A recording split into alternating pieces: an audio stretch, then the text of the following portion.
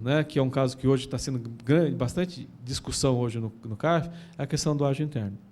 Ou seja, ágio gerado dentro de mim mesmo, ágio gerado dentro de empresas relacionadas dentro do mesmo grupo econômico. A figura do ágio interno, ele tem uma origem, que é uma alteração que ocorreu na legislação, no caso a Lei 10.637 de 2002, que foi a criação do artigo 36. O artigo 36, o que ele permitia?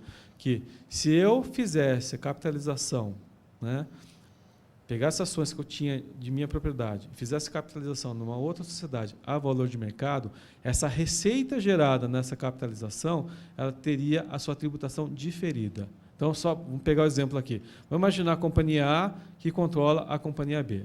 Então, o que vai acontecer? A companhia A vai pegar ações que tem na companhia B e vai aumentar o capital de uma companhia C. Pode passar o próximo slide. Então, neste aporte de capital, o que vai acontecer? A companhia C ela vai ficar no meio de A e de B, e esse aporte de capital vai ser feito a valor de mercado. Quando eu faço isso a valor de mercado, o que vai gerar na companhia A? Uma receita diferida. Porque eu estou fazendo a capitalização em valor superior ao valor contábil. Portanto, isso gera uma receita diferida lá em cima, né, com base no que dispõe a lei, o artigo 36 da Lei 10.637. O que vai acontecer na companhia C? Como ela passa a ser controladora da companhia B, isso vai gerar o quê? Vai gerar uma equivalência patrimonial, e essa equivalência patrimonial vai gerar um ágio na aquisição do investimento. E esse ágio, que vai acontecer? No ato subsequente, pode passar a próxima transparência, Vinícius? Essa companhia C vai ser incorporada pela companhia B e esse ágio se tornaria em despesa dedutível. Então, passa a próxima. O que vai acontecer se eu analisar a primeira transparência com a última? É a mesma estrutura societária. A única diferença foi que na companhia A eu tenho uma receita diferida e na companhia B eu tenho um ágio. Ágio esse que passa a ser dedutível com base na regra fiscal do artigo 7º e artigo 8º da Lei 9.532. Aí vem o fisco que fala, olha, esse ágio não existe. Esse ágio não tem fundamento econômico. Porque esse ágio, primeiro, não tem troca de dinheiro. Segundo, esse ágio foi gerado dentro de você mesmo. Só que, será que isso está certo? Esse ágio foi gerado o quê? Como consequência do artigo 36 da Lei 10.637 de 2002. Daquilo que você falou, Herman. Ou seja, tem uma lei que permite eu fazer essa operação. E o ágio é uma consequência dessa operação. Agora, se o legislador esqueceu de diferir também a dedutibilidade da despesa, o contribuinte não pode ser penalizado. Né? Aí nós temos um precedente no CARF, de uma operação que foi efetuada, que todo mundo já deve ter ouvido falar, que é do caso Gerdau. A Gerdau fez uma operação semelhante, só que qual foi a diferença? Que a Gerdau, volta a transparência lá, Vinícius, quando ela foi fazer a incorporação, em vez de fazer a incorporação da companhia C, ela fez a cisão da sociedade em 8 pedaços. E esses 8 pedaços foram incorporados por empresas do grupo, que, na verdade, ele fatiou o ágio para poder transferir a dedutibilidade para as empresas do grupo econômico. Né? Então, se eu analisar a primeira estrutura com a última, é diferente, né? Porque, na verdade, o controle passou para várias empresas. Então, com base nessa mudança de fundamento, né, de estrutura, de fato, né, é que o Conselho entendeu que o contribuinte, no caso da Gerdau, teria razão. Aí também entendeu que, como o Itaú também comprou 5% da participação da empresa e pagou o valor que foi avaliado, entendeu que isso teria sacramentado o valor econômico do laudo de avaliação. Tá? Então, esse é um caso que tem sido muito debatido hoje, né?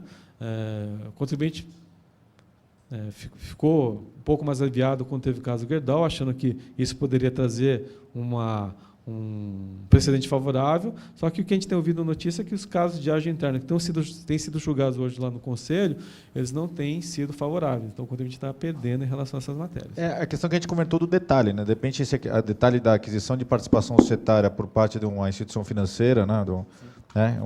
Que tem uma empresa de participações, aquele detalhe pode ter sido fundamental de que havia alguma razão econômica para todo aquele, né? Toda aquela reorganização societária aparentemente complexa. Aí depois qualquer outro contribuinte faz a mesma operação, mas sem esse pequeno detalhe, e essa ausência desse detalhe é que muitas vezes caracteriza a ausência de propósito negocial, que é fundamental para fins de reconhecimento ou não da legitimidade do planejamento tributário. Então, como eu comentei com vocês, a questão do detalhe é fundamental aí, né? A gente não pode chegar e falar assim, ágio interno, tudo bem? Depende. E ágil na aquisição de participação societária? Depende. Depende. Né? Depende de todo um contexto probatório e não dá para ser analisado isoladamente. Não, o que a gente tem analisado, né, muitos casos, que a gente vê, na hora que você vai olhar o detalhe, você vê que tem operações que são muito bem conduzidas, tem operações que são muito mal conduzidas, tem operações que são muito mal autuadas, que o fiscal ele erra na autuação, ele não entendeu a operação também e acaba errando. Isso é bom para o contribuinte, né? Talvez por uma nulidade ele acaba ganhando, né? Porque no mérito ele ia perder, né? Então você vê várias situações, né? Então ele tem que analisar cada caso, a gente não pode generalizar as operações. Pode passar a próxima, Vinícius? Próxima, pode.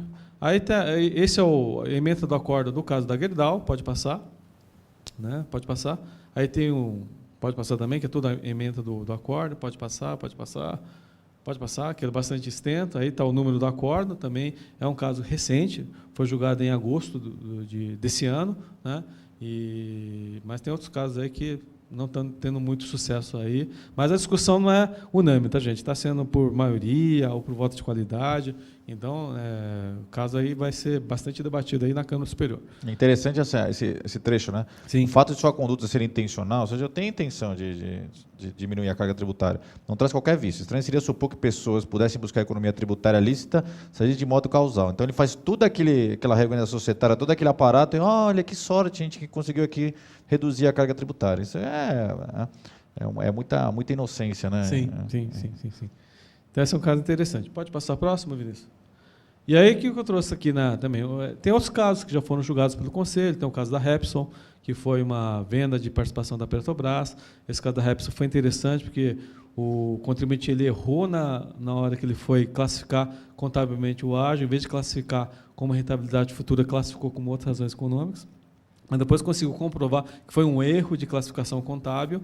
Aí a própria DRJ reconheceu que o fiscal não poderia ter autuado com base nesse fundamento e deveria ter justificado, né, e que a rentabilidade não acabou ocorrendo, e a DRJ cancelou o auto, foi recurso de ofício para o Conselho, e o Conselho manteve a decisão da DRJ negando ao recurso de ofício. Camil também é um caso interessante, que a gente tem Camil 1, Camil 2, Camil 1 favorável, Camil 2 desfavorável, mesmo fato, mesma operação, só troca os períodos, né? Isso também vai ser decidido pela Câmara Superior, também é uma aquisição de sociedade.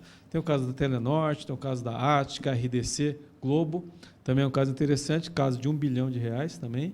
E nesse caso da Globo, o contribuinte acabou perdendo, porque, na minha avaliação, porque ele foi mal orientado, porque, primeiro, uma das empresas do grupo que fez parte da aquisição tinha patrimônio líquido negativo, e o laudo de avaliação que suportou o ágio não foi um laudo de rentabilidade futura, mas sim de fluxo de caixa. Então, né, com base nesse erro do laudo de avaliação, eles acabaram não conseguindo. E tem o caso do Carrefour também, e tem outros casos também que estão subindo no Conselho, e todos envolvendo a aquisição de participação societária, incorporação e amortização do ágio. E as fofocas de que haveria uma revogação, né, desse benefício fez que muitas empresas apressassem o seu processo de organização societária para aproveitar o ágio, sob pena de que no futuro isso já não seja possível em razão da revogação da lei. Inclusive, essa é uma medida provisória que está em discussão, né? Falaram que ia ser até o final do ano, mas acho que não sai, porque tem uma pressão muito grande para que não saia, porque ela cria algumas mudanças em relação ao ágio. Então, ainda é um futuro incerto, né? Mas assim, o governo está querendo tentar fechar a porta, e a Receita também em relação a essas operações.